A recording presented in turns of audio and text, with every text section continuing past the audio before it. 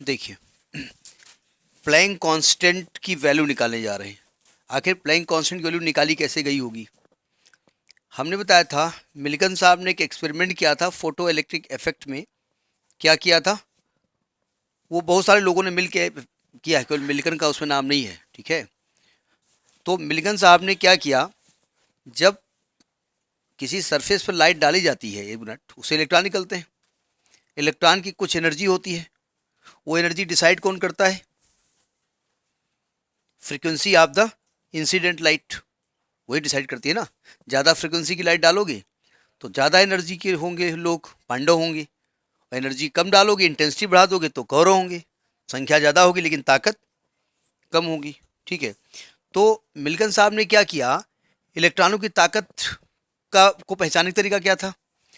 उनको रोको, जिस ताकत से रोक सकते हो, ठीक है। तो हमने क्या किया कि निगेटिव प्लेट सामने लगाई और निगेटिव प्लेट ने उसको रोक दिया।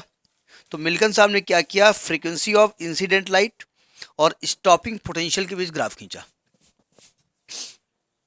मिल्टन ने क्या किया, इंटेंसिटी ऑफ, क्या बोल रहा हूं, फ्रीक्वेंसी ऑफ इंसिडेंट लाइट बोले तो न्यू, और स्टॉपिंग पोटेंशियल के बीच में ग्राफ खींचा, वी नॉट।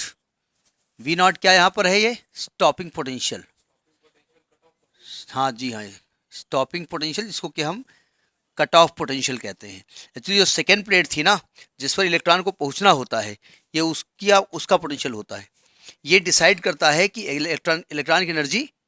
भाई जैसे कुछ ऐसे स्टूडेंट होते हैं, मतलब चूंकि टीचर हूँ तो स्टूडेंट को हम लोग देखते हैं ना, जैसे डांट दो, "है, चल चले जाएंगे", और कुछ इतने होते हैं कि वो, हाँ भाई, नहीं मारना नहीं पड़ता है, जलील भी नहीं होते हैं वो।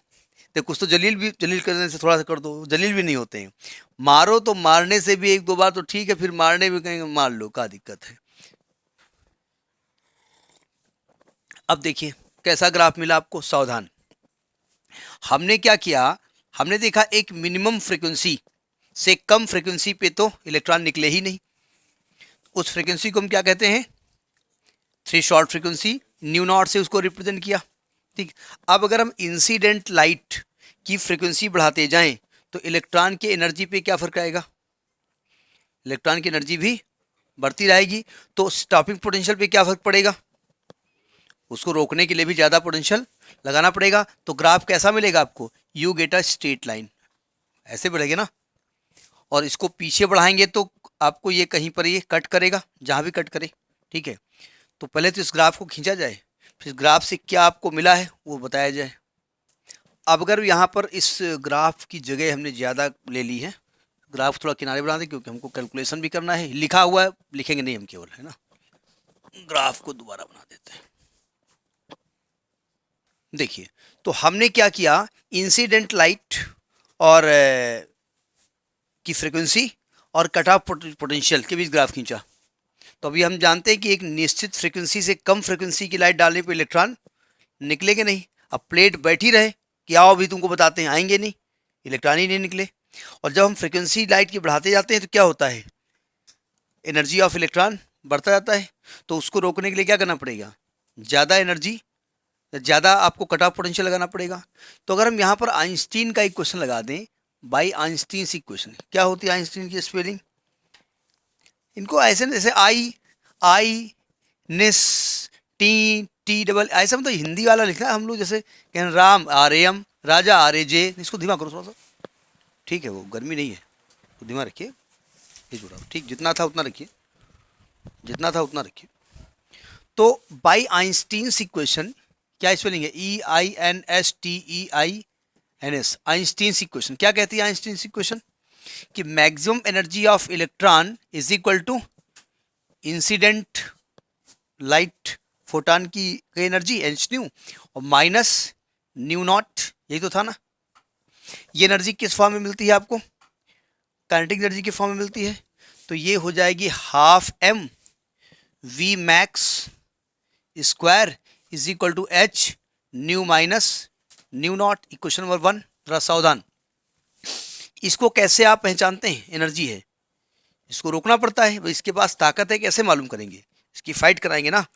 तो हम क्या करेंगे, सामने वाली प्लेट को नेगेटिव पोटेंशियल देंगे, वो इनको रोकेगी।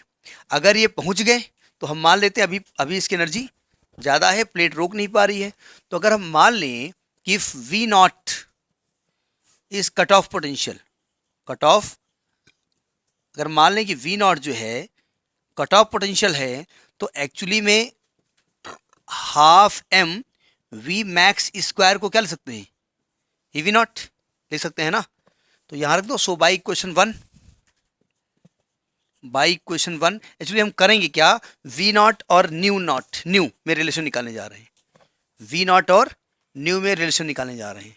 निकालो, यहां पर देखो ये क्या हो जाएगा, E V naught is equal to H nu minus H nu not.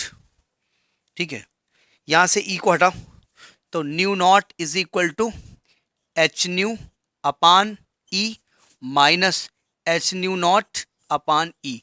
पहुंचे यहां, फिर बात की जाए। देखिए, अगर ग्राफ को ध्यान से आप समझिए तो ये एक्स एक्सिस है और ये वाई एक्सिस है, और एक्स और वाई के बीच में अगर एक ग्राफ खींचा जाए स्ट्रेट लाइन का, तो स्ट्रेट लाइन का इक्वेशन क्या होता है, वाई बराबर एम एक्स प्लस सी, ऐसे कुछ लिख रहा है ना ये वाई एक्स। एक मिनट, ये वी नॉट है, सॉरी ये वी नॉट है, वाई एक्सिस वी नॉट हो गया, v naught is the cut off potential, और ये क्या हो गया, न्यू एक्स एक्सिस हो गया। तो अगर ध्यान से देखें, V naught is equal to H upon E अलग कर लेते हैं, nu minus H nu naught upon ई।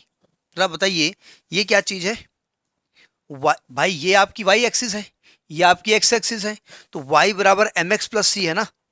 तो सी एक्चुअली ये है ना, सी क्या होता है, वाई एक्सिस पर काटा गया इंटरसेप्ट, तो ये आपका सी हो गया। ठीक है, कितना है, एच न्यू नॉट अपान ई की वैल्यू, ये वेरिएबल होगी या कांस्टेंट होगी, ये तो कांस्टेंट होगी ना, क्योंकि कट ऑफ पोटेंशियल तो कांस्टेंट है। ठीक है, और एच अपान ई क्या है, स्लोप है इसका। ठीक है, एच अपान ई क्या है, स्लोप है। तो यहां पर अगर हम ध्यान से देखें, here h upon e is equal to slope of line. देखिए, जब हम ग्राफ प्लॉट कर रहे होंगे तो हमें क्या क्या चीज़ें चाहिए, हम जो लाइट डाल रहे होंगे उसकी फ्रिक्वेंसी हमको मालूम होगी, और जो इलेक्ट्रॉन निकाल रहे होंगे उनको रोकने के लिए हमने एक नेगेटिव पोटेंशियल लगा रखा है, वो भी मालूम होगा। ये तो ग्राफ मालूम होगा ना, वी नॉट भी मालूम है और हमको न्यू भी मालूम है। न्यू है, म्यू नहीं होता है। तो न्यू न्यू न्यू न्यू नया कहते हैं, लेकिन वो वाला न्यू ये है नहीं। म्यू जो होता है वो ये होता है, म्यू। ठीक है, अब जरा समझिएगा, सावधान। हमने ग्राफ खींच लिया, तो क्या इस लाइन का स्लोप नहीं निकाल सकते हम, थीटा? कैसे निकालेंगे, हम क्या करेंगे, यहां दो जगह वैल्यू ले लेंगे हम। ठीक है भाई, यहां पर आपको न्यू मालूम, यहां आपको वी नॉट मालूम, और इस प्रकार से हम थीटा निकाल सकते हैं ना, थीटा ऐसे। ठीक है, इसका नाम दे दो ए बी सी। तो हम यहां से स्लोप को क्या लिखेंगे, टेन थीटा एच अपान ई, और टेन थीटा की वैल्यू क्या हो जाएगी, B C upon A B. निकाल सकते हैं ना हम ग्राफ से, B C upon A B, और ये क्या है, एच अपान ई। तो एच की वैल्यू क्या निकलेगी, B C upon A B into E. अब बताइए, आपको बिना एच का इस्तेमाल किए आप ये तो निकाल सकते हैं ना ग्राफ से, और जब ये निकल आएगा तो क्या निकल आएगा, तो हमने उसी फार्मूले से प्लैंक कांस्टेंट की वैल्यू निकाली। तो ये प्लैंक कांस्टेंट की वैल्यू निकालने का तरीका था जो मिल्गन साहब ने निकाला था। और इसकी वैल्यू क्या होती वैसे, अब यहाँ तो ग्राफ हमको क्या मालूम क्या होती है, लेकिन जब निकाली गई थी वैल्यू कितनी थी, 6.6 इंटू 10⁻34। यूनिट क्या होगी इसकी, यूनिट क्या होगी प्लैंक कांस्टेंट की, जूल। भाई देखिए, ई बराबर एच न्यू होता है, तो ई तो हो गया जूल, और न्यू अपान में आएगा, तो न्यू की यूनिट क्या होती है, सेकेंड इनवर्स होती है ना, तो सेकेंड इनवर्स होगी, या जूल सेकेंड लिख सकते हैं आप, यानी जूल सेकेंड लिख सकते हैं। ठीक है, तो ये आपकी एच की वैल्यू है। वैल्यू हमने तो डायरेक्ट लिख दी है, लेकिन इस ग्राफ की मदद से एच की वैल्यू निकाली गई है। ठीक, नोट करिए।